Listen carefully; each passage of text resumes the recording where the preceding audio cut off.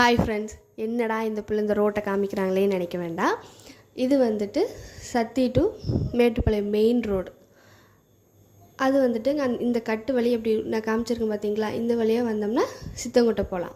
சித்தங்குட்டை இன்றைக்கி எதுக்காக போனோன்னா, எங்கள் பவானிசாகர் டேமில் வந்துட்டு தண்ணி ரொம்ப கம்மியாயிடுச்சு. அதனால் வந்துட்டு அங்கே டனாய்க்கன் கோட்டை வந்துட்டு தெரியுது அப்படின்னு சொல்லிட்டாங்க. நிறையா ஃப்ரெண்ட்ஸ் எல்லாம் போயிட்டு வந்துட்டாங்க. நிறைய இன்ஸ்டாகிராம் யூடியூபர் நிறைய பேர் அங்கெல்லாம் போய் வீடியோ எடுத்தெல்லாம் போட்டிருப்பாங்க. சரி, அது வந்துட்டு எங்கள் வீட்டுக்கும் அதுக்கும் ஒரு 10 கிலோமீட்டர் 10-15 கிலோமீட்டர் தான் இருக்கும். அங்கே வந்துட்டு எங்கள் ரிலேஷன் இருக்காங்க. யாருன்னா எங்கள் சொந்த பாட்டியோட தம்பி பொண்ணுங்கள்லாம் அங்கே தான் இருக்காங்க. அங்கே தான் கல்யாணமாகி கொடுத்துருக்காங்க. அப்புறம் அவங்க எல்லாத்தையும் நாங்கள் ஒரு வாரமாக பிளான் பண்ணிக்கிட்டு இருக்கோம். அவங்க அவங்களுக்கு குழந்தை இருப்பாங்க பார்த்தீங்களா, அவங்க எங்கள் தாத்தாவோட பொண்ணோட குழந்தைங்க இருப்பாங்க பார்த்தீங்களா, அவங்களாம் ஸ்கூல் போயிட்டு இருக்காங்க. சரி, எக்ஸாம் எல்லாம் முடியட்டும், ஒரே முட்டை லீவ் விட்டது எல்லாருமே போயிடலாம் அப்படின்னு ஒரு 2 வாரமாக பிளான் பண்ணிக்கிட்டு இருக்கோம். ஒருத்திக்கு லீவ் விட்டால் ஒருத்திக்கு லீவ் விடல. அப்புறம் சரின்ட்டு எல்லாத்துக்குமே லீவ் விட்டாங்க. சொல்லப்போனால் நம்ம யுகனுக்குமே லீவ் விட்டாங்க. சரின்ட்டு எல்லோரும் கிளம்பியாச்சு. இந்த சண்டே போயே ஆகணும் அப்படின்னு சொல்லிட்டு அங்கே போனாங்க. நாங்கள் அதிகமாக போனதில்லை, வேறவங்க வீட்டுக்கெல்லாம் போயிருக்கோம். அங்கே அதிகமாக போனதில்லை. அங்கே போகும்போதே இந்த ஹில்ஸ் ஏறினா எப்படி ஒரு ஃபீல் இருக்கும், அந்த மாதிரி ஃபீல் ஆக ஆரம்பிச்சிருச்சு. சரின்ட்டு அப்படியே என்னை வந்து யார் கூட்டிகிட்டு போனாங்கன்னா, எங்கள் தாத்தாவோட பையன் தான் வந்து கூட்டிகிட்டு போனாங்க. எனக்கு அது சரியாக ரூட் தெரியாது, அந்த வீடு இருக்கிற இடம் தெரியாது. அப்படின்ட்டு சரி அவங்க வந்து கூட்டிகிட்டு போனாங்க. நாங்கள் எல்லோரும் கிளம்பி போயிட்டோம். அங்கே வந்துட்டு நிறைய மாமரமெல்லாம் இருந்துச்சு. அது எங்களுக்கு வீடியோ எடுக்கிறதுக்கான டைம் செட் ஆகலை. ஏன்னா அப்போ நாங்கள் போகிறப்ப எல்லாருமே ரெடி ஆகிட்டு இருந்தாங்க. நல்லா சாப்பிட்டு நான்வெஜ் எல்லாம் சாப்பிட்டு எல்லாம் கிளம்பிட்டு இருந்தோம். அப்புறம் அங்கே மாமரமெல்லாம் இருந்துச்சு. அதில் நிறைய மாங்காய் விட்டுருக்கு. 5-6 மாங்காய் எல்லாம் பறித்து போட்டு எல்லாம் கிளம்பியாச்சு. கிளம்பி அங்கே போனாங்கன்னா, இப்போ நான் நடந்து போயிட்டு இருக்கிறேன் பார்த்தீங்களா, ஃபஸ்ட்லேருந்து காமிச்சேன் பார்த்தீங்களா, நடக்கிறதுக்கு ஆரம்பித்தேன் பார்த்தீங்களா, அங்கே அதுக்கு விடவும் இன்னும் மேலேயெல்லாம் தண்ணி வந்திருக்குமா. இதெல்லாமே தண்ணி வந்த ஏரியா தான். என்ன சொல்கிறது, அங்கே வந்துட்டு இதெல்லாமே அவங்களோட கொஞ்சம் வந்து சொந்த இடமும் இருக்கான். தண்ணி வந்துச்சுன்னா ஃபுல்லாமே மூழ்கிடுமா. அந்த தண்ணிக்குள்ளே அந்த இடம் எல்லாமே மூழ்கிடும். அங்கே நம்ம என்ன விவசாயம் பண்ணியிருந்தாலும் வேஸ்ட்டாக தான் போகலாமா. அப்புறம் அவங்க வந்துட்டு அங்கே ஒரு கிணறு வெட்டியிருக்காங்க. ரீசெண்டாக ஒரு கொஞ்ச நாள் முன்னாடி, ஒரு 10 வருஷத்துக்குள்ளே எனக்கு பாருங்களேன், இந்த மாதிரி கிணறெல்லாம் வெட்டியிருக்காங்க. அப்போ வந்துட்டு சுத்தமாக மூழ்கிடும். தண்ணி வற்றும்போது நம்ம எடுத்து யூஸ் பண்ணிக்கலாம். அதெல்லாமே அவங்க சொந்த இடம். தண்ணி வந்துச்சுன்னா நம்ம எதுவுமே யூஸ் பண்ணிக்க முடியாது. இந்த தண்ணி தான் அவங்க வந்து குடிச்சிட்டு இருக்காங்க. வீட்டுக்கு தேவையானது எல்லாமே, குளிக்கிறதும் குடிக்கிறதுக்கும் வேறு எதுக்குமே, மாட்டுக்கெல்லாம் தண்ணி வைக்கணுன்னா எல்லாமே இதுலேருந்து தான் அந்த தண்ணி எடுத்துக்கிறாங்க. ஆனால் குடிக்கிறதுக்கு நல்லா தான் இருந்துச்சு. இது வந்துட்டு என்ன சொல்கிறது, நம்மளுக்கு எப்படி வெளியிலேருந்தெல்லாம் ஃபில்ட்ரு பண்ணி ஒரு இடத்துல ஃபில்ட்ரு பண்ணி அப்புறம் நம்ம ஏரியாவில் இருக்கிற டேங்க்குக்கு வந்து தண்ணி ஏற்றி அதுக்கப்புறம் விடுறது, அந்த மாதிரி இல்லாமல் நார்மலாக இந்த தண்ணி எடுத்து நம்ம எப்படி போர் தண்ணி எடுத்துப்போம், அதே மாதிரி இந்த கிணத்து தண்ணி மோட்டார் போட்டு எடுத்து வீட்டுக்கு கொண்டு போய்க்கலாம். இந்த தண்ணி தான் அவங்க குடிச்சிக்கிறாங்க. நல்லா டேஸ்ட்டாகவும் இருந்துச்சு. ஆற்று தண்ணி டேஸ்ட்டே, அந்த மருந்தெல்லாம் போடுவாங்கள்ல, ப்ளீச்சிங் பவுடர், அந்த இதெல்லாம் இல்லாமல் அது கொஞ்சம் கம்மியாக அந்த டேஸ்ட் நல்லா இருந்துச்சு. மழை தண்ணி எப்படி இருக்கும் அந்த மாதிரி. ஆனால் இதில் ஒரு சின்ன சின்ன பிரச்சனை என்னங்கன்னா, இதுக்குள்ளே மீனும் வளரும். மீன் இருக்குது, குட்டி குட்டி மீனாக இருந்துச்சு. அது சரியாக தெரியல. பெரிய மீனும் இருக்கும், அது உள்ளே இருக்கலாம் என்னமோ தெரியல எங்களுக்கு. நான் அது சரியாக பார்க்கல. மீன் நல்லா குட்டி குட்டி மீன் இருந்துச்சு. குட்டி மீன் இருந்தால் பெரிய மீன் இருக்கும் தானே. அப்புறம் அதே தண்ணி நம்ம குடிக்கிற மாதிரி இருக்கும். ஆனால் அவங்களுக்கு எந்த ஹெல்த் இஷ்யூஸ் வரல, நல்லா தான் இருக்காங்க. ரொம்ப அழகாக இருந்துச்சு. அங்கேருந்து தண்ணி எடுத்துகிட்டு அப்படியே பக்கத்தில் போனாங்கன்னா அங்கே சின்ன சின்ன கிணறு தோண்டிக்கிறாங்க. அது செட் ஆகலைன்னு விட்டுறதும் அந்த மாதிரிலாம் இருக்குது. பார்க்குறதுக்கு இந்த நம்ம ஊட்டிக்கெல்லாம் போனாங்கன்னா இந்த ஷூட்டிங் பாயிண்ட் அப்படின்னால சொல்லி ஒரு இடம் வச்சுருப்பாங்க. பார்க்குறக்கு அதே ஃபீல் கிடச்சிச்சு. ரொம்ப அழகாக இருந்துச்சு. ஏன்னா ஒரு சின்ன சின்ன பிரச்சனை என்னங்கன்னா, எங்கள் பவானிசாகர் டேம் தண்ணி ஊட்டியிலேருந்து தான் அந்த தண்ணியெல்லாம் வரும். எல்லா பக்கத்துலேருந்து வர தண்ணி தான், அந்த ஏரியாவிலேருந்து வர தண்ணி தான் எங்களுக்கு பவானிசாகர் டேமுக்கு கொஞ்சம் அதிகமாக வரும். இப்போ எல்லா பக்கம் மழை இல்லாதனால என்ன சொல்கிறது, ஈரோடு டிஸ்ட்ரிக் என்ன சொல்கிறது, ஒரு அளவுக்கு வந்துட்டு முக்கால்வாசி தண்ணியாக நீர்ப்பாசனம் அந்த காட்டுகளுக்கெல்லாம் எடுத்து விடுறது. இப்போ வந்துட்டு என்ன பண்ணிட்டாங்கன்னா, இந்த கொஞ்சம் காசு அமௌண்ட் கொடுத்து அதையும் வந்துட்டு தோட்டத்துக்கு எடுக்கிறது, இந்த மாதிரி எல்லாமே பண்ணியிருந்தாங்க. அது எல்லாத்தையும் க்ளோஸ் பண்ணிக்கிட்டாங்க. ஏன்னா தண்ணி வற்றுனதுனால. ஏன்னா குடிக்கிறதுக்கே நமக்கு தண்ணி பத்தாது அப்படிங்கிற ஒரு ரீசன்னால் அது எல்லாத்தையுமே க்ளோஸ் பண்ணிக்கிட்டு குடிக்கிறதுக்காக மட்டும் வச்சுருக்காங்க. இந்த வாய்க்கால் விடுறதையும் கூட கொஞ்சம் கம்மி பண்ணிட்டாங்களாம். ஏன்னா வந்துட்டு தண்ணி யாருக்குமே பத்தாது அப்படிங்கிற ஒரு ரீசனுக்காக, குடிக்கிறதுக்கு முக்கியமாக. நாங்கள் அப்படியே வீடியோ எடுத்துகிட்டு போயிட்டே இருந்தோம். அப்போ வந்துட்டு இதெல்லாமே வந்துட்டு எங்கள் சொந்தக்காரன்னு சொன்னாங்க பார்த்தீங்களா, எங்கள் தாத்தாவோட பொண்ணுங்க, அவங்களோட மாடு தான். நாங்கள் போயிட்டு இருந்தோம். அந்த டைம் பார்த்துட்டு ஒரு சின்ன வாய்க்கால் மாதிரி தண்ணி போயிட்டு இருக்குது. தண்ணி வற்றினாலுமே அதுக்குள்ளே அந்த தண்ணி இருக்கும் பார்த்தீங்களா, இன்னும் வடியாமல் இருக்கும் பார்த்தீங்களா, குழியாக இருக்கிற இடம், அதுக்குள்ளே போய் அவங்க மாடு மாட்டிக்கிச்சு. அதனால் வரவே முடியல. இதெல்லாம் நம்மளுக்கு ஒரு சின்ன சின்ன விஷயம் எடுத்துக்கலாம். ஏன்னா நம்மளாலே அந்த மாதிரி எந்திரிச்சு வர முடியாது. அந்த மாதிரி மாட்டிக்கிட்டோன்னா இந்த மாதிரி இடத்துக்கெல்லாம் நீங்கள் போனீங்கன்னா கொஞ்சம் சேஃபாக போயிட்டு வாங்க.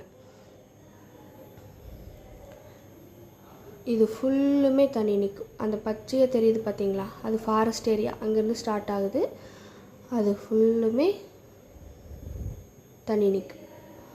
நான் சொன்னேன் பார்த்தீங்களா மாடு மாட்டிக்கிச்சுன்னு, அதனால் வரவே முடியல. நான் அந்த அக்காவை கூப்பிட்டு விட்டேன். அந்த அக்கா எப்படி ஃபாஸ்ட்டாக ஓடுறாங்க, அதெல்லாம் நம்மளால் முடியாது. அவங்க அப்படியே ஜம்ப் பண்ணி ஓடி போய் நான் அப்படியே ஏய் அப்படின்னு முடுக்கி விட்டேன். அது அப்படியே அந்த பக்கம் கவுரு இழுத்துட்டாங்க அந்த அக்கா. நான் அப்படியே தள்ளி தள்ளி விட்டு அப்படியே போயிடுச்சு. அப்புறம் அந்த பக்கம் கொண்டு போய் கட்டிக்கிட்டாங்க. கொஞ்சம் கவுரு வந்து வளர்த்தி விட்டு கட்டிட்டாங்க. அதனால் அப்படி வந்துடுச்சு. அதனால் தூரமாக கட்டிட்டோம். அப்புறம் அதோட கண்ணுக்குட்டி அங்கே வந்து தண்ணி குடிக்குது. அந்த அளவுக்கு அந்த சின்ன ஒரு ஓடை மாதிரி அதில் தண்ணி போய்கிட்டே இருக்குது. ஆனால் அது அந்த அக்காட்ட நான் கேட்டேன், இந்த கண்ணுக்குட்டி உள்ளே போகாதுங்களா அந்த மாடு போன மாதிரி அப்படின்னு நான் கேட்டதுக்கு, இல்லை அது போகாது, அது டெய்லியுமே இப்படி தான் சுற்றிக்கிட்டு இருக்கும் அப்படின்னு சொன்னாங்க. அப்போ நாங்கள் ரிட்டர்ன் வர்றப்பவும் ஒன்றும் ஆகலை, அது நார்மலாக தான் இருந்துச்சு, எதுவும் மாட்டிக்கல. ஆனால் அது நல்லா தண்ணி குடிச்சிட்டு இருந்துச்சு. சரின்ட்டு நாங்கள் விட்டுட்டு திரும்பவும் நடக்க ஆரம்பிச்சிட்டோம். இது என்னங்கன்னா, இப்போ வந்துட்டு அவங்க தோட்டத்துலேருந்து நாங்கள் ஒரு சின்ன வழியை உள்ளே போயிட்டோம். இல்லைன்னா வச்சுக்கோங்களேன், இன்னும் கொஞ்சம் தூரம் அது என்னமோ கன்றாயன் மொக்கை அப்படின்னலாம் சொல்லியிருந்தாங்க. அந்த ஏரியாவுக்கு போய் தான் போகணுமா. அங்கே வந்துட்டு நிறைய அந்த படகெல்லாமே வச்சுருந்தாங்க. இங்கே வந்துட்டு இது வந்து இவங்களோட தெரிஞ்சவங்க ஃப்ரெண்ட்ஸ் எல்லாம் இருப்பாங்க பார்த்தீங்களா, அவங்களோட படகு. அதுலேயே நாங்கள் சரி அதில் ஏறி போயிடலாம். இன்னொரு ப்ளஸ் என்னங்கன்னா, அந்த மாதிரி நம்ம காசு கொடுத்து போனோங்கன்னா ஒவ்வொருத்தருக்கும் 300 ரூபா வாங்குவாங்களாம். ஒரு படகுல வந்துட்டு 4 பேர் 5 பேர் அது மாதிரி போய்க்கலாம். அவங்க சேஃபாக கூட்டிகிட்டு போயிட்டு வராங்க. அப்புறம் இது வந்துட்டு நமக்கு தெரிஞ்சவங்க, இவங்களே அந்த படகெல்லாம் போட்டுக்குவாங்களாம். அந்த சைடில் அப்படி அடிச்சடிச்சு கொண்டு போக பார்த்தீங்களா, அது எல்லாமே இவங்களே பண்ணிக்குவாங்களாம். ஏன்னா இவங்கெல்லாம் நிறையா போய் பழகியிருக்காங்க, நம்மளுக்கு அது தெரியாது. அதனால் வந்துட்டு அமௌண்ட்டெல்லாம் எதுவும் இல்லை. நாங்கள் எப்போ போல் ஃப்ரீயாக தான் போயிருந்தோம். அப்போ வந்துட்டு இப்போ ரீசெண்டாக வந்து ரைடெல்லாம் வர ஆரம்பிச்சிட்டாங்க. ஏன்னா இன்னும் ஆள் அதிகமாக இருக்குது. அதனால் வந்துட்டு நிறைய பிரச்சனையும் இருக்குது. அந்த படகே உள்ளே கவுந்தாலும் நம்மளை யாரும் சேஃபாக பார்த்துக்கிறதுக்கு இல்லை. நீச்சல் தெரிஞ்சால் வந்துடலாம், நம்ம முக்கியமான திங்ஸ் கொண்டு போனால் அதெல்லாம் மிஸ் ஆயிரும் அப்படிங்கிற ஒரு ரீசனுக்காக சொல்லியிருந்தாங்க. அந்த ஓடை பார்க்குறக்கு அவ்வளோ அழகாக இருந்துச்சு. நம்ம தூரத்தில் இது பார்த்தா அந்த அந்த மேகத்தோட அந்த ப்ளூ கலர் அந்த வெளிச்சத்துக்கும் அந்த தண்ணிக்கும் செம்மையாக இருந்துச்சு. அது வீடியோவில் எப்படி தெரியுதுன்னு எனக்கு தெரியல. அதை பார்க்கும்போதெல்லாம் அவ்வளோ அழகாக இருந்துச்சு. அந்த என்ன சொல்கிறது, அந்த தண்ணி ஒட்டியே ஊட்டி மலை வந்து இருக்குதோ அப்படிங்கிற அளவுக்கு ஃபீல் இருந்துச்சு. இதெல்லாமே சேரெல்லாம் அப்படி காஞ்சி வெடித்து அப்படியே போயிருந்துச்சு. கடைசிக்கு இதில் நடந்தால் நல்ல ஒரு எக்ஸசைஸ் மாதிரி இருந்துச்சு. நடந்த ஏதோ ஹீல்ஸ் போட்டு நடந்த மாதிரியே ஒரு ஃபீல் கிடைக்குது. நம்மளுக்கு ஹீல்ஸ் போட வராது, ஆனால் ஹீல்ஸ் போட்ட மாதிரியே இருந்துச்சு. ஆனால் நல்லா இருந்துச்சு. ஆனால் என்னங்கன்னா, நிறையா மீன் செத்து போய் அதோட அந்த முள் மட்டுமே இருந்துச்சு. நிறையா மீன் செத்து இருந்துச்சு. ஏன்னா ஹீட்டுக்கு ரொம்ப தாங்க முடியாமல் இறந்துருக்கு. அப்படியே நேரத்துக்கு நேரம் அந்த இடத்த நெருங்கிட்டோம். அவ்வளோ ஒரு ஜாலியாக இருந்துச்சு இன்றைக்கி ஃபுல்லாமே. காலையில் ஒரு 9 மணிக்காட்டெல்லாம் போயிட்டு ஈவினிங் வரைக்கும் ஒரு 3-4 மணி ஆயிடுச்சு. ஜாலியாக இருந்துச்சு. அப்போ இங்கேருந்தெல்லாம் வந்துட்டு நிறைய தண்ணி அந்த ஒவ்வொரு ஊருக்கு எடுக்கிறவங்க இருக்கிறாங்க. அப்புறம் இன்னும் பக்கத்தில் தண்ணி எடுக்கிறவங்க அந்த மாதிரிலாம் பெரிய பெரிய மோட்டாரெல்லாம் வச்சுருக்காங்க. பயங்கரமாக இருந்துச்சு. இப்படி தான் தண்ணி எடுப்பாங்களா அப்படின்னு இருந்துச்சு. ஆனால் இந்த தண்ணி பார்க்குறப்ப இந்த தண்ணி தான் நல்ல தண்ணியான்னு குடித்தோன்னு நினைக்கும் போது இன்னும் கவலையாக இருக்குது. அவ்வளோ இதாக இருந்துச்சு. அப்போ இந்த தண்ணியில் வந்துட்டு நிறைய தண்ணி வரும் பார்த்திங்களா, இப்பவும் வந்திருக்கலாம், அது தெரியல. அப்போல்லாம் வந்துட்டு நிறைய பிணமெல்லாம் மிதந்து வருமா, ஆடு மாடெல்லாம் செத்து போயிருக்கும், இந்த மாதிரி மனுஷங்க செத்து போயிருக்கலாம், இந்த மாதிரிலாம் வந்து கரை ஒதுங்குங்களாம். நிறைய பேர் பார்த்துருப்பாங்க. இப்போ எப்படி மீனெல்லாம் கரை ஒதுங்குது, அதே மாதிரி மனுஷங்களும் விலங்குகளும் என்ன செத்துருந்தாலும். இப்போ ரீசெண்டாக வந்துட்டு இந்த தண்ணியில் வந்துட்டு முதலே இருந்துச்சுன்னு வேறு சொல்லியிருந்தாங்க. எங்களுக்கு இதெல்லாமே ஒரு பயமாக இருந்துச்சு. அப்புறம் அந்த அண்ணாங்க வந்துட்டு நாங்கள் சேஃபாக உங்களை கூட்டிகிட்டு போயிட்டு வரோம் அப்படின்னு சொல்லியிருந்தாங்க. சரின்னு நாங்கள் போக ஆரம்பிச்சிட்டோம். அந்த இடத்த அப்படியே ரீச் ஆகிட்டோம். அது எவ்வளோ பெரிய கரடு மாதிரி இருக்குங்க. அந்த கரடவே எல்லாமே மூழ்கி தான் தண்ணி நிற்குங்களாம், அவ்வளோ தண்ணி இருக்குமா. இப்போ ரீசெண்டாக மழையெல்லாம் வந்துச்சு பார்த்தீங்களா, அது அப்போல்லாம் நிறைய தண்ணி நின்றுட்டு இருந்துச்சுங்களாம்மா. அந்த மேலே அப்படியே வந்துட்டு தோட்டம் அப்படியே வந்து கல்லெல்லாம் போட்டு துவைச்சிட்டெல்லாம் போனாங்களாம்மா. அவங்கெல்லாம் சொல்லிட்டு சிரிக்கிறாங்க, நாங்களாம் இங்கே வந்து துவைச்சோம், இப்போ பாரு எப்படி கிடக்குது அப்படின்னு சொல்லியிருந்தாங்க. ஆனால் என்னங்கன்னா நிறையா பேர் வந்துட்டு தண்ணி குடிச்சிட்டு அதாவது ட்ரிங்க் பண்ணிக்கிட்டு எல்லாத்தையும் அங்கங்கேயே தான் போட்டு போயிருக்காங்க. கொஞ்சம் நீட்டாக இல்லை, தண்ணி பார்க்குறதுக்கு இன்னும் அதை விட இருந்துச்சு. சுற்றியும் பாசம் கட்டி சேரெல்லாம் ஒரு மாதிரி ஸ்மெல் இருந்துச்சு. ஆனால் என்ஜாய் பண்ணலாம், நல்லாயிருக்கும். அதுலேருந்து தானே மீன் பிடிச்சி சாப்பிட்றோம். அப்போ அந்த வாசம் எங்கே போச்சுன்னு தான் தெரியல. அது அப்போது நார வாய், இப்போ நல்ல வாய், திங்கிறதுக்கு மட்டும் நல்ல வாய், அந்த மாதிரி தான் ஆயிடுச்சு. அப்புறம் இந்த மாதிரி இன்னொரு படகும் கொண்டு வந்திருந்தாங்க. நாங்கள் கொஞ்சம் பேர் அதில் ஏறிட்டோம், இன்னும் கொஞ்சம் பேர் அதில் ஏறிட்டோம். அப்போ இங்கே ஒரு சின்ன ஒரு கட்டடம் இருக்குது பார்த்தீங்களா, இந்த கட்டடம் எல்லாமே வந்துட்டு எங்கள் அப்பாங்க எல்லாமே வந்து ஒர்க் பண்ணியிருக்காங்களா. அது கட்டும்போது அப்பா வந்துட்டு இந்த மோட்டார் வேலையெல்லாம் பார்த்துட்டு இருந்தாங்க. இதுவே வந்துட்டு எனக்கு எங்கள் தாத்தாவோட பொண்ணோட ஹஸ்பண்ட் வந்து தான் சொல்லி தான் எனக்கு தெரியும். அதெல்லாம் நாங்களே வந்து வேலை செஞ்சுருக்கோம் அப்படின்னு சொன்னார். அது எதுக்காகனா அப்படி லைனாக கட்டியிருக்காங்களாம். இப்போ தண்ணி அளவு ஏற ஏற மோட்டாரெல்லாம் மேலே எடுத்து வச்சுப்பாங்களாம். அவ்வளோ உயரத்துக்கு தண்ணி ஏறுமா. அந்த தண்ணி வந்துட்டு எடுத்து நம்ம வேறு பக்கம் சப்ளை பண்ணுறதுக்கு. அப்படியே படகு ஏறிட்டோம். அது எனக்கு ஒன்று புரியவே இல்லைங்க. கப்பலில் போனாலும் இதான் ஃபீல் கிடைக்குமா, ஒரு நாளைக்கு போய் பார்த்துருங்கிற அளவுக்கு ஃபீல் ஆகிடுச்சு. அது பாட்டுக்கு அமைதியாக தான் இருக்கிற மாதிரி இருக்குது, ஆனால் மூவ் ஆகிற மாதிரியும் ஒரு ஃபீல். இந்த வடிவேல் கேட்டிருப்பாங்களே, நான் தண்ணியில் இருக்கிறேன்னா இல்லை கப்பலில் இருக்கிறேன், ஆனால் மிதந்துட்டு இருக்கிற மாதிரியே இருக்குது. அதே மாதிரி நம்ம மிதந்துட்டு தான் இருக்கோம், ஆனால் தண்ணி அலையடிச்சு போகிறதுனால அந்த ஃபீல் கொடுக்குதா என்னன்னே தெரியல. ஆனால் செம்ம ஃபீல், அவ்வளோ ஜாலியாக இருந்துச்சு. மாங்காய் எடுத்துகிட்டு போயிருந்தோம் சாப்பிட்றதுக்கு, மிச்சரு சாப்பாடு எடுத்துகிட்டு போகலான்ட்டு இருந்தோம், எடுத்துகிட்டு போக முடியல. அவங்க பசங்க எல்லாருமே வந்திருந்தாங்க. அவங்க பசங்க வந்து சென்னையில் ஒருத்தர் ஒர்க் பண்ணுறான், ஒரு பொண்ணு படிச்சுட்டு இருக்கா. அவங்க எல்லாருமே ஜாலியாக அந்த துடுப்பு போடுறாங்க. நம்மளுக்கெல்லாம் இதெல்லாம் வராது, ஆனால் கை ரொம்ப வலிக்கும், அது மட்டும் நல்லா தெரிஞ்சிச்சு. ஸ்விம்மிங் பண்ணால் எப்படி நம்மளுக்கு கை வலிக்குமோ அதே மாதிரி துடுப்பு போட்டால் கை வலிக்கும். அந்த கட்டடம் பார்த்திங்களா, ஒவ்வொரு லேயராக வச்சுருக்காங்க. அந்த லேயரில் எல்லாத்தையும் மோட்டார் வச்சுட்டு அப்பப்போ வேணுங்கிற அளவுக்கு மோட்டார் ஏற்றிப்பாங்களாம். அதுக்குன்னு தனியாக ஒரு போட்டே வச்சுருப்பாங்களாம். ஃபஸ்ட்டெல்லாம் அப்பா வந்தாலும் அதில் ஒர்க் பண்ணிக்கிறாங்களாமா. அப்பாவுக்கு தெரிஞ்சால் எனக்கு சங்கூதிங்கிற வரைக்கும் எனக்கு தெரியும், ஆனால் அப்பாட்ட இதை பற்றி நான் சொல்ல மாட்டேன். அப்படியே ஜாலியாக இருந்துச்சு. நாங்கள் வந்துட்டு ரொம்ப நடுவில் போகல, ஓரளவுக்கு ஒரு ஓரமாகவே போய்கிட்டு இருந்தோம். ஏன்னா வந்துட்டு குழந்தைகள்லாம் போகிறாங்க, ஒரு சின்ன ஒரு பயம்தான். அதனால் வந்துட்டு இப்போ ரீசெண்டாக வந்துட்டு என்னென்னா போலீஸ் வந்து அந்த இதுக்குள்ளே போகக்கூடாதுன்னு சொல்லியிருக்காங்க சொன்னாங்களே, அதனால் வந்துட்டு இப்போ நோட்டீஸ் ஒட்டியிருக்காங்க போகக்கூடாது அப்படிங்கிறதுக்காக. அப்போவும் எங்களை வந்து இடையில போலீஸ் வந்து நிறுத்தினாங்க. அப்போ வந்து நாங்கள் பேசிக்கிட்டு போயிருந்தோம். ஃபஸ்ட்டே நாங்கள் வந்துட்டு அங்கே இருக்கிற ஆஃபீஸர்கிட்ட நாங்கள் சொல்லியிருக்கோங்க, இந்த டைம் போய்க்கல, இதுக்கப்புறம் போகக்கூடாதுன்னு சொல்லியிருக்காங்கன்னு நாங்கள் சொல்லிவிட்டு அந்த பர்மிஷன் இதெல்லாம் காமிச்சிட்டு அப்புறம் போக ஆரம்பிச்சிருந்தோம். உள்ளெல்லாம் நடுவில் வந்துட்டு வலையெல்லாமே விட்டுருந்தாங்க. அந்த தெர்மாக்கோல் இதெல்லாம் மிதந்துட்டு இருந்துச்சு. அதெல்லாமே வந்துட்டு ஒரு அடையாளம் தானே, அதெல்லாம் நமக்கு நார்மலாகவே தெரியும். அப்போ இடையில வரும்போதெல்லாம் மீன் எல்லாமே செத்துப்போன மீன் எல்லாமே அப்படியே மேலே வந்துருந்துச்சு. இந்த அலையெல்லாம் பார்க்கும்போது எனக்கு வயிற்றுக்குள்ளே ஏதோ பண்ணுது. நான் இப்படி ஆன்னு பார்த்துட்டு வரேன். அந்த அக்கா இருந்துட்டு என்றா இப்படி பார்த்துட்டு வர்றான் அப்படின்னு கேட்டுச்சு. அக்கா இதெல்லாம் நான் பார்த்ததே இல்லைக்கா, ஃபஸ்ட் டைம் பார்க்குறேன் அப்படின்னு சொல்லிட்டு பார்த்துட்டு. முக்கியமாக நான் வந்துட்டு இந்த படகுல நான் போனதில்லை. அவ்வளோ ஜாலியாக இருந்துச்சு.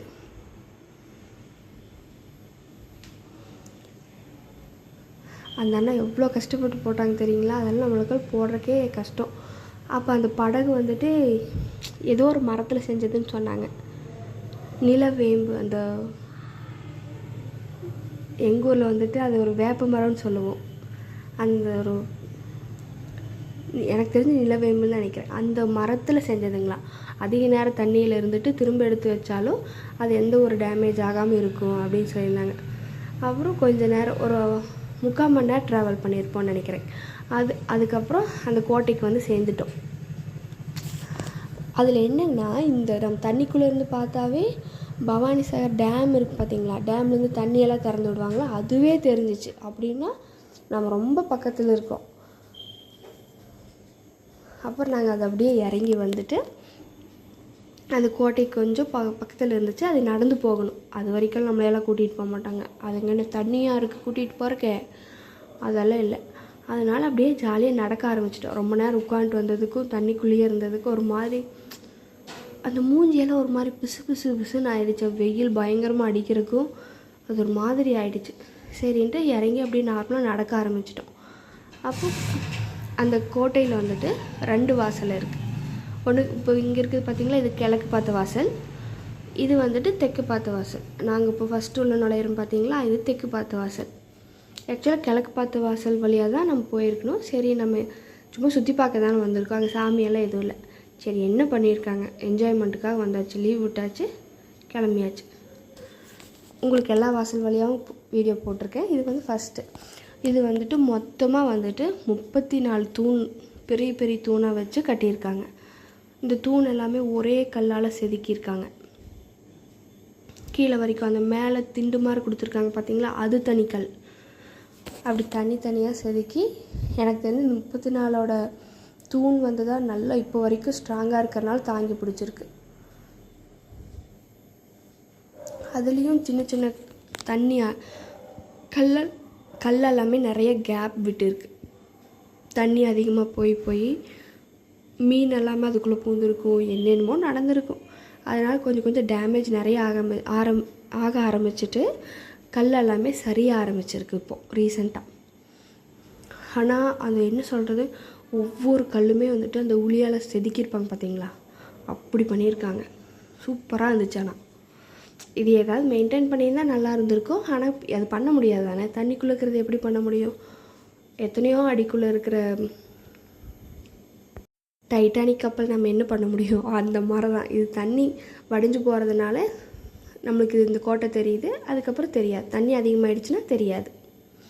நிறையா பேர் யூடியூப்பில் மர்மக்கோட்டை அப்படின்னெல்லாம் போட்டிருந்தாங்க. மர்மக்கோட்டையெல்லாம் இல்லைங்க, எல்லோரும் போகலாம், ஜாலியாக தான் இருக்காங்க.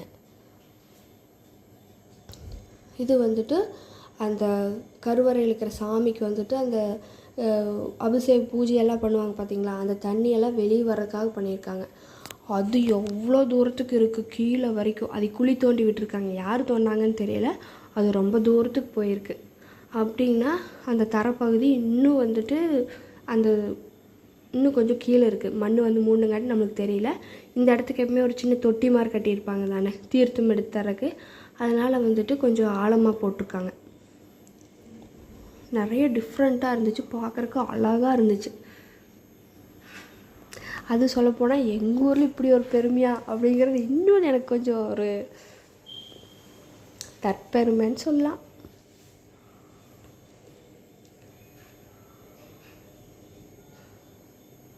அந்த கல்லுலேயும் நிறைய டிசைன் பண்ணியிருந்தாங்க.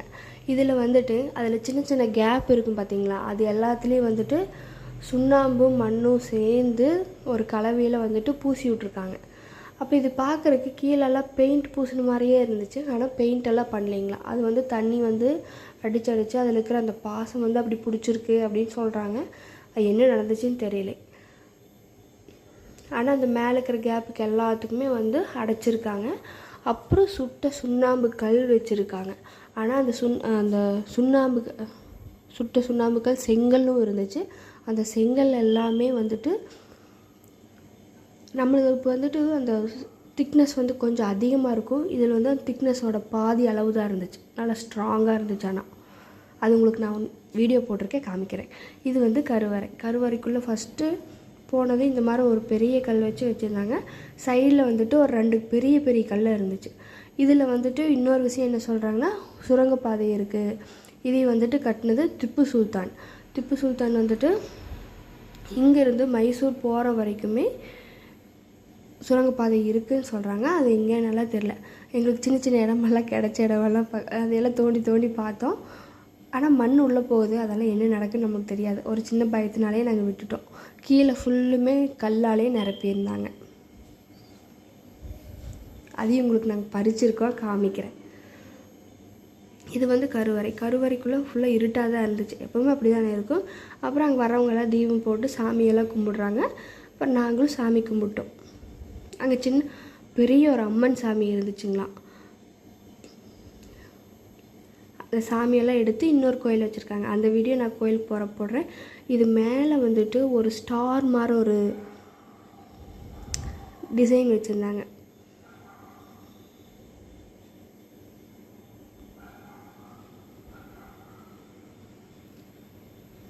சின்ன பாக்ஸ் மாதிரி அது வந்துட்டு கொஞ்சம் என்ன சொல்கிறது, ஸ்டார் மாதிரி இருக்குது. அதுக்குள்ளே ஒரு சின்ன ஸ்டார் மாதிரி அந்த மாதிரி வச்சுருந்தாங்க. பார்க்குறதுக்கு கொஞ்சம் டிஃப்ரெண்ட்டாக இருந்துச்சு.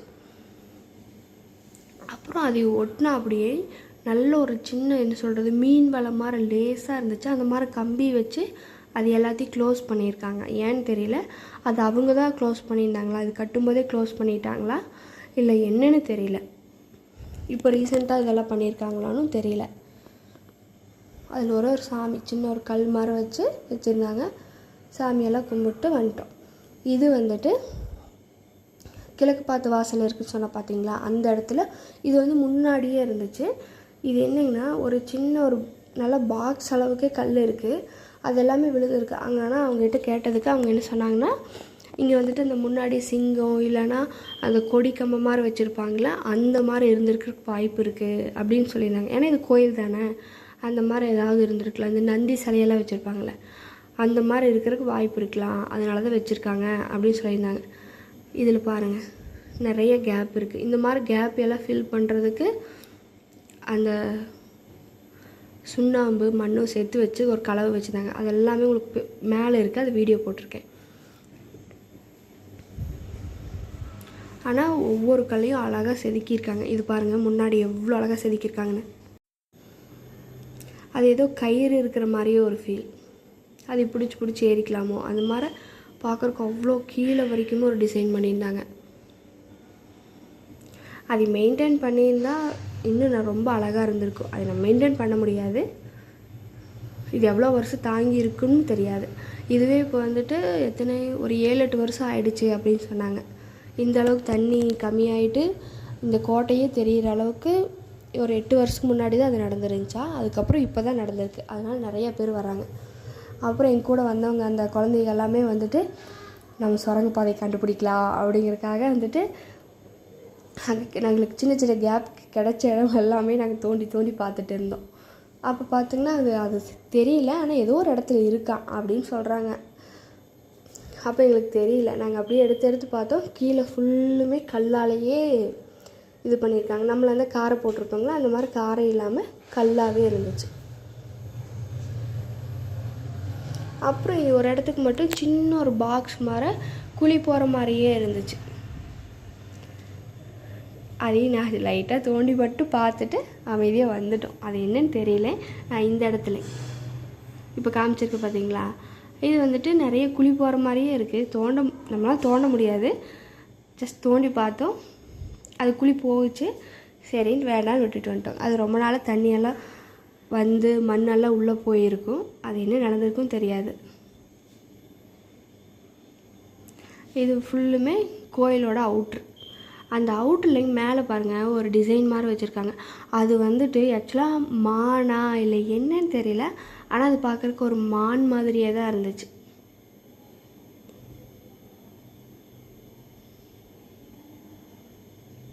ஒருவேளை அவங்க மானை ரொம்ப அந்த காட்டில் இருக்கிறங்காட்டி மதித்து இது பண்ணியிருந்தாங்களா என்ன, ஒருவேளை வேட்டையாடிருந்தாங்களா என்னென்னு தெரியல. ஃபுல்லுமே அதே டிசைன், அந்த கோட்டை சுற்றியுமே மேலடுக்கு ஃபுல்லுமே இதே டிசைன் தான் இருந்துச்சு. மீன் வலையெல்லாம் அப்படியே அந்த வேஸ்ட்டான மீன் வலையெல்லாம் அங்கங்கே அப்படியே இருந்துச்சு. இது பாருங்கள், சுற்றியுமே அதே மாதிரியே இருந்துச்சு.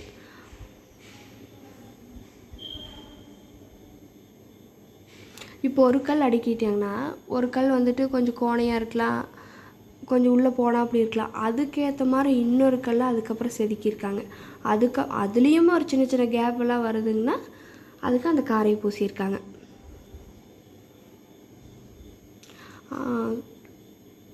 இது நீங்களாம் பார்க்க வரணுன்னா இப்போ கொஞ்ச நாளுக்கு முன்னாடியே வந்து பார்த்துக்கோங்க. ஏன்னா தண்ணி திரும்ப மழை வர சீசன் வந்துருச்சுன்னா இது திரும்ப க்ளோஸ் ஆகிடும். அப்புறம் இன்னும் என்ன சொன்னாங்கன்னா, இன்னும் 2 கோட்டை உள்ளே இருக்கான். அதெல்லாமே இன்னும் கொஞ்சம் சிறுசாக இருக்குமா. அதெல்லாமே வந்துட்டு கோயிலாக தான் இருந்துச்சுங்களா. அதில் இருக்கிற சாமியெல்லாம் எடுக்கலைன்னு சொல்லியிருந்தாங்க. அதுக்கு இன்னும் தண்ணி கம்மியானால் தான் அதையவே பார்க்க முடியுங்களா. அப்படியெல்லாம் கம்மியாச்சுங்கன்னா நம்ம இந்த படகெல்லாம் வர தேவையில்லை, நடந்தே வந்துடலாமா அப்படியெல்லாம் சொன்னாங்க. அவ்வளோ தண்ணி வந்துச்சுன்னா எங்கள் ஊருக்கு தண்ணி இருக்காது, அது ஒரு பெரிய பிரச்சனையாக போயிடும். நல்லா பெரிய கோட்டை, ரொம்ப அழகாக பண்ணியிருந்தாங்க. பாருங்கள், சுற்றியுமே அந்த மான் மரம் ஒரு சிம்பிளோட அந்த மேல் அடுக்கில் எல்லாமே வச்சுருந்தாங்க. இந்த சைடு ஃபுல்லுமே அப்படியே சரிஞ்சிருச்சு.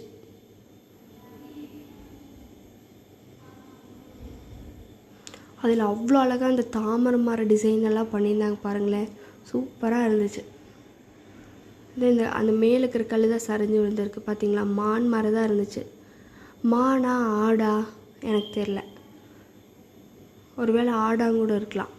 அவங்களாம் அந்த காலத்தில் அந்த ஏரியாவில் நிறைய பேர் இன்னும் ஆடு மேய்க்கிறாங்க, ஒருவேளை அதுக்காக கூட இருக்கலாம். அப்புறம் இங்கே பாருங்கள், அந்த பாசிமணி மாதிரி நம்ம கழுத்தில் போடுவாங்களோ அதே மாதிரி அப்படியே செதுக்கியிருக்காங்க. ரொம்ப ரொம்ப அழகாக இருந்துச்சு. எவ்வளோ எல்லாம் ரிசர்ச் பண்ணுறாங்க. எங்கள் ஏரியாவில் வந்து இது பார்த்தா தெரியாதா, பார்க்கலாம்ல.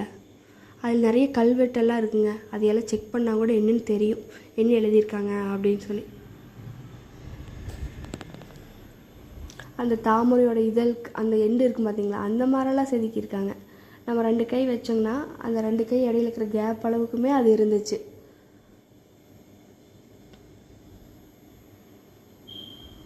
இதெல்லாமே மேலே இருந்து அந்த கல் விழுந்தது.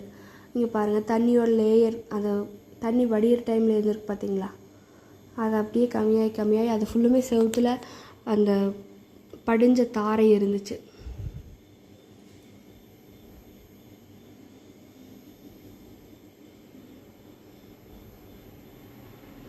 ஆனால் ஒரு தப்பு பண்ணுறாங்க, அது அவ்வளோ பெரிய இடம், அதில் வந்துட்டு எல்லோரும் கிறுக்கி எழுதி எல்லாம் வச்சுட்டு போகிறாங்க.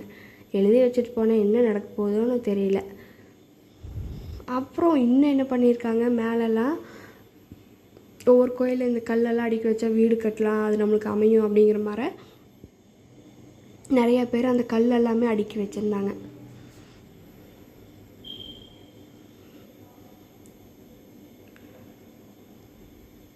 இதெல்லாம் உள்ளே இருக்கிற டிசைன் வந்துட்டு எனக்கு ஒரு டவுட் ஆச்சு. அதில் எவ்வளோ கேப் விட்டு வச்சுருக்காங்க பாருங்கள்.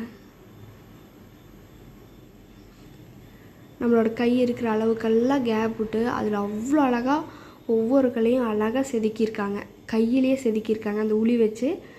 அதெல்லாம் நம்மளுக்கு எப்படி இதுனே தெரியல. நான் அப்படியே பார்த்தேன், அங்கே நிறைய கேப் விட்டெல்லாம் கட்டியிருக்காங்க. ஒவ்வொரு இதுக்கும் ஒரு சின்ன கேப் இருக்குது. அதுக்காக வந்துட்டு மேலே வந்து என்ன சுருக்கி அப்படியெல்லாம் போடுவாங்கள்ல, அந்த இதாகாமல் இருக்கிறதுக்கெல்லாம் அப்போவே ஜல்லியெல்லாம் போட்டு கட்டியிருந்தாங்க. அதெல்லாம் உங்களுக்கு நான் காமிக்கிறேன். தண்ணியெல்லாம் உள்ளே வந்து அந்த சிப்பி எல்லாமே இருந்துச்சு.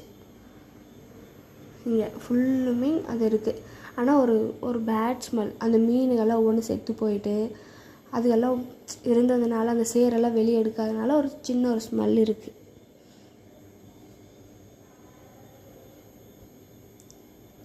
ரொம்ப அழகாக இருந்துச்சு. அந்த செங்கலெல்லாம் பாருங்கள் மேலே அப்படி இருக்குது, அந்த கேப்லையெல்லாம் வச்சு ஃபில் பண்ணியிருக்காங்க.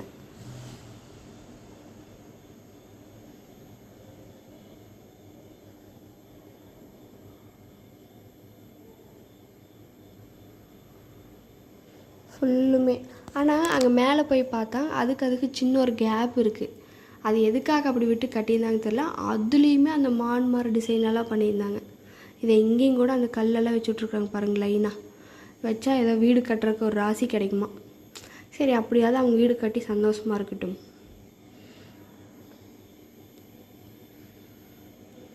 இன்றைக்கி சண்டே வந்துட்டு உள்ளே வரக்கூடாதுன்னு சொல்லி போலீஸ் இது பண்ணாலும் ரொம்ப கூட்டம் கம்மியாக இருந்துச்சுங்களா, இல்லைன்னு இன்னும் கூட்டம் வருமா. அங்கே ஒரு சின்ன டென்ட்டு போட்டு இருந்தவங்க சொல்லியிருந்தாங்க. இந்த டிசைன் பாருங்கள், தெற்கு வாசல் சைடு இது வந்துட்டு இருந்தது. அந்த கருவறை சுற்றி இருக்கிற அந்த பகுதியில் அந்த சிங்கம் மூஞ்சி இருக்குது பார்த்தீங்களா, அந்த மாதிரி செதுக்கியிருக்காங்க. அவ்வளோ அழகாக இருந்துச்சு. கீழே வந்துட்டு 2 சின்ன சின்னதாக இருக்குது, இன்னொன்று வந்துட்டு கொஞ்சம் பெருசாக இருந்துச்சு. மேலே பாருங்கள்.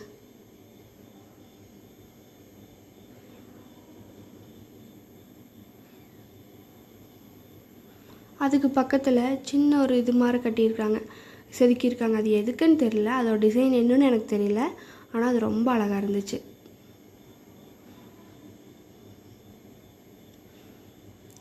இந்த கல்லுக்கும் அந்த கல்லுக்கும் நிறைய கேப் இருக்குது, தெரியுதுங்களா. ஒரே கல்லுலேயே தான் அந்த சிங்கமூஞ்சி செதுக்கியிருக்காங்க. அதுக்கு நடுவில் அந்த பெரிய கல் மேலே வச்சுருக்காங்க. அதுக்கு நடுவில் நல்லா கேப் இருக்குது. எவ்வளோ யோசித்து கட்டியிருக்காங்க. இந்த காரையெல்லாம் பாருங்கள், சுண்ணாம்பு காரை.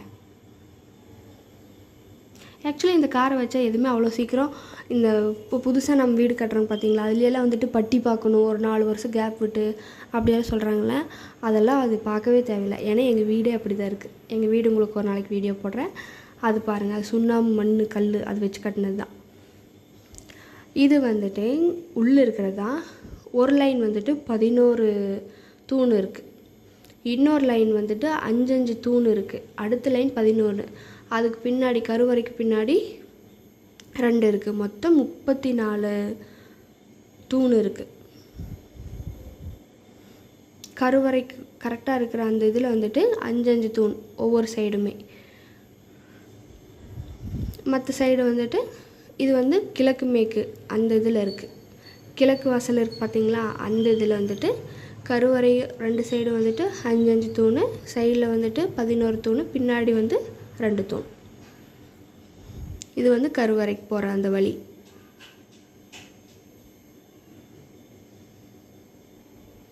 மொத்தம் 5 தூண், 2 சைடும் சேர்த்து 10. ஃபுல்லுமே மணல் சூழ்ந்துருச்சு. இது வந்துட்டு மேலே இருக்கிற பகுதி. மேலே அந்த செங்கலெல்லாம் அவ்வளோ லைனாக அடுக்கி வச்சுருக்காங்க. ஒருவேளை வந்துட்டு மேலே வந்து கோபுரமாட்ட கட்டியிருந்தாங்களா இல்லை என்னன்னே தெரியல. ஆனால் அது எல்லாமே நிறைய விழுந்துருச்சு, அழிஞ்சிருச்சு சொல்லப்போனால். அந்த கல்லை வச்சு லைனாக பாருங்கள் எவ்வளோ பேர் கட்டியிருக்காங்கன்னு. இதெல்லாம் வந்துட்டு வீடு கட்டி வேண்டிருக்கு அப்படின்னு சொல்லுவாங்க எங்கள் ஊரில், அதுக்காக வச்சுருக்காங்க. இங்கே பாருங்கள், ஒரு குமுனி மாதிரியெல்லாம் வச்சு கல் செதுக்கி விட்டுருக்காங்க. ரொம்ப ரொம்ப ரொம்ப அழகாக இருந்துச்சு. எனக்கு இதெல்லாம் பார்க்குறதுக்கு புதுசாக இருந்துச்சு. நான் போனதில்லை, ஒரு 8 வருஷத்துக்கு முன்னாடியெல்லாம். அப்போ நான் ஒர்க் பண்ணிகிட்டு இருந்தேன். எனக்கு இது பெருசாக இன்ட்ரெஸ்ட் இல்லை, சொல்லியிருந்தாங்க, ஆனால் நான் போகலை.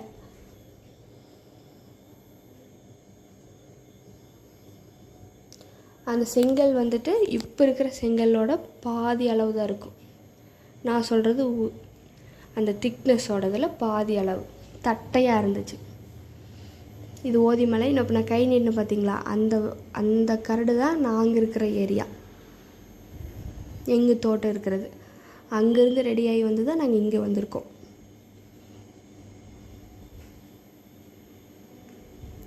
இவ்வளோதாங்க தண்ணி இருக்குது. கேட்டால் ஒரு சிலர் என்னங்கிறாங்க, ஒரு 5 அடி தண்ணி இருக்கும். இப்போ இருக்கிற அந்த குளிக்கிற தண்ணி எல்லாமே வந்துட்டு 5 அடி தண்ணி தான் இருக்கும்.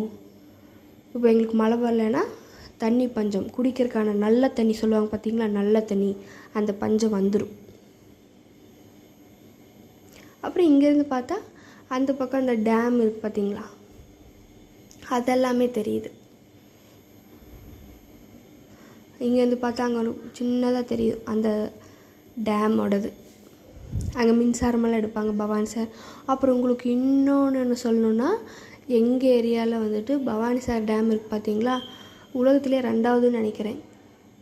ஆசியாலையா இந்தியாலையா தமிழ்நாட்டிலையா ஏதோ ஒரு இதில் 2வது இடம் மண்ணாலே செஞ்ச அணை, அது வந்து 2வது இடத்துல இருக்குது. பவானிசாகர் டேம் தான் வந்துட்டு 2வது மண்ணாலேயே செஞ்சது. அதில் வந்துட்டு எங்கள் பெரிய பாட்டி இருக்காங்களா, அவங்க ஹஸ்பண்டு அவங்கெல்லாம் போய் ஒர்க் பண்ணியிருக்காங்களாம்.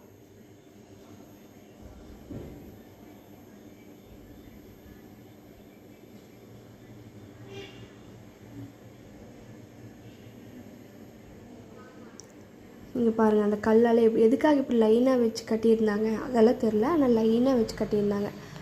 இந்த ஒரு கேப் இருக்குது, இந்த கேப்பில் தான் வந்துட்டு அங்கே நான் காமிச்சது பார்த்தீங்களா, செங்கல்லில் வச்சு க்ளோஸ் பண்ணியிருக்காங்க. எதுக்காகன்னு தெரியல.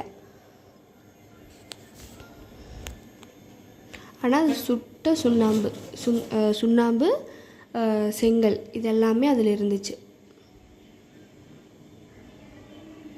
ஆனால் ஃபுல்லாமே டேமேஜ் ஆயிடுச்சு, ஒன்றுமே பெருசாக இல்லை. பார்த்தீங்களா அதோடய சைஸ் எப்படி இருக்குன்னு, தட்டையாக தான் இருக்குது. இது வந்து 400 வருஷம் பழமையானது அப்படியெல்லாம் சொல்கிறாங்க. எவ்வளோ வருஷம்னு கரெக்டாக யாருக்குமே தெரியல. 400 சொல்கிறாங்க, 800 சொல்கிறாங்க. திப்பு சுல்தான் வந்து கட்டுது அப்படி சொல்கிறாங்க. அவங்க வந்து குதிரையில் இப்படி வந்து தெங்கு மரடான்னு சொல்லுவாங்க, அந்த ஏரியா வழியாக வந்து இங்கே வருவாங்களாம். இதுக்கும் திப்பு சுல்தானோட பாலம் இருக்குங்களா, அது வந்துட்டு ஊட்டியிலேருந்து வர மழை தண்ணி வந்து பவானிசாகர் டேம் வருது பார்த்தீங்களா. ஆக்சுவலாக இது கடந்து வரோன்னா ஒரு சின்ன பாலம் இருக்கும், அந்த பாலம் வந்து அவங்க தான் கட்டினதுங்களாமா அப்படின்னு சொல்லுவாங்க. அந்த இடத்துக்கு நாங்கள் போகலை, போனோம்னா அதையும் உங்களுக்கு வீடியோ எடுத்து போடுறேன். அது மேலேயும் பார்த்தீங்களா, மேலேயுமே அந்த மான்மார் டிசைன் வச்சு கட்டியிருக்காங்க. அது எதுக்காக, ஏதாவதுனா மேலே தப்பிச்சு போகிறக்கா என்னன்னே தெரியல. சின்ன ஒரு கேப் இருக்கான் அதில்.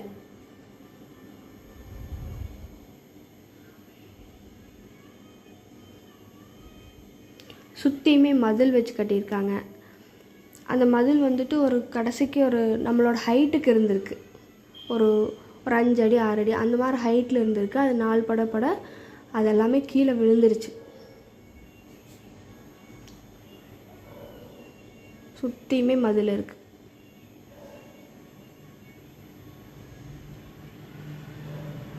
அப்போ அந்த கல்லில் இந்த மாதிரி சின்ன சின்ன டிசைன் மாதிரி செதுக்கி விட்டுருந்தாங்க. அதெல்லாம் எதுக்குன்னு தெரியல. ஒருவேளை ஒவ்வொரு கல்லையும் ஜாயின் பண்ணுறக்கா, இந்த ஓடு வச்சு அப்படி அடுக்கடுக்காக வைப்போம், அதுக்கானும் தெரியல. அப்புறம் இன்னொரு நான் டிஃப்ரெண்ட்டாக ஒரு விஷயம் பார்த்தேன். என்னடானா, வேலைத்தலை பார்த்துருக்கீங்களா? வேலைத்தலை ஏதாவது தலையிலனா அது வெங்காயம் இது வச்சு அரைச்சி வச்சு போட்டால் நல்லது அப்படி சொல்லுவாங்க. அந்த வேலைத்தலை வந்து ஒயிட் கலரில் தான் நம்ம ஊரில் பூ விட்டுருக்கோம். இது வந்து பிங்க் கலரில் விட்டுருந்துச்சு. கொஞ்சம் டிஃப்ரெண்ட்டாக இருந்துச்சு. இதோ இங்கே பார்த்தீங்களா, இங்கேருந்து பார்த்தாவே நம்ம பவானிசாகரோட டேம், அந்த தண்ணி எடுத்து விடுவாங்க பார்த்தீங்களா, தண்ணி எடுத்து விடுவாங்க, ஒரு பக்கம் வியூ தெரியும், அந்த இடம் தான் அது. இங்கேருந்து பார்த்தாவே தெரியுது. அப்போ பவானிசாகருக்கு ரொம்ப பக்கமே வந்துட்டோம். பவானிசாகரோட இதுலேயுமே நீர்மட்டம் கம்மியாயிடுச்சு அப்படின்னு சொல்லியிருந்தாங்க. அந்த ஏரியா ஃபுல்லுமே இது பவானிசாகர் டேம் தான் சொல்லுவாங்க, வியூ பாயிண்ட் அப்படின்னு சொல்லுவாங்க. ரொம்ப கம்மியாயிடுச்சு தண்ணி.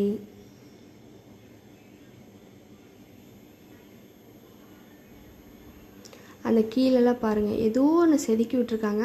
ஆனால் அதில் வந்துட்டு அந்த லெட்டர்ஸ் வந்துட்டு தமிழ் இல்லை, கொஞ்சம் வேறு மாதிரி இருந்துச்சு. அது என்னன்னு தெரியல. அப்போ நாங்கள் கிளம்பி வர டைம் ஆயிடுச்சு. அந்த ஆத்தோட்டினா அப்படியே அங்கே ஒரு கல் இருந்துச்சு. அப்போ யாரும் அங்கே வந்து சமைச்சு சாப்பிட்ருக்காங்கன்னு அர்த்தம். அப்போவே அதே கல்லில் அந்த மேலே இருந்த மாதிரியே டிசைன் இருந்துச்சு. இதெல்லாம் அவங்களோட அடையாளமாக என்னன்னு தெரில, இந்த மாதிரி டிசைன் இருந்துச்சு. சைடில் பார்த்தீங்களா, ஆனால் அது அழகாக கரெக்டாக செதுக்கியிருந்தாங்க. அப்போ திரும்ப ரிட்டர்ன் வர ஆரம்பிச்சிட்டோம். இது வந்து எங்களோட ஓதிமலை, அங்கேருந்து பார்க்குறதுக்கு ரொம்ப அழகாக தெரிஞ்சிச்சு. அப்போ நாங்கள் வர டைமில் கொஞ்சம் அலையெல்லாம் வந்து அதிகமாக ஆரம்பிச்சிருந்துச்சு. அப்புறம் அந்த அண்ணன் சொன்னாங்க, அலை வருதுன்னு சொல்லி பயப்படக்கூடாது, யார் யார் அந்தந்த இடத்துல உட்காரீங்களோ அந்தந்த இடத்துலையும் உட்காரணும், பயப்படக்கூடாது, ஆடக்கூடாது அப்படின்னு சொல்லியிருந்தாங்க. நாங்கள் அப்படியே உட்காந்துட்டோம். தஞ்சாவூர் பொம்மையாக தலையாட்டி இருக்கும், நாங்கள் அப்படியும் கூட ஆட்டலை, அமைதியாக உட்காந்துட்டோம். அப்புறம் அந்த அண்ணா வந்துட்டு அங்கே அந்த நாரை கொஞ்சம் டிஃப்ரெண்ட்டாக இருந்துச்சு, 2 கலர் இருந்துச்சு, ஒயிட் வித் பிளாக் அப்படி இருந்துச்சு. அப்புறம் அந்த அண்ணன், டே ஒரு சத்தம் போடுங்கடா அப்படின்ச்சு. நாங்கள் சத்தம் போட்டது அப்படியே அது பறந்து போக ஆரம்பிச்சிச்சு. ரொம்ப அழகாக இருந்துச்சு. ஆனால் நிறையா நாரை இருந்துச்சு. அது எதுக்காகனா அங்கே வந்துட்டு நிறைய மீனெல்லாம் இருக்குது பார்த்திங்களா, அதெல்லாம் சாப்பிட்றதுக்காக. அது எவ்வளோ அழகாக பறந்து போச்சு.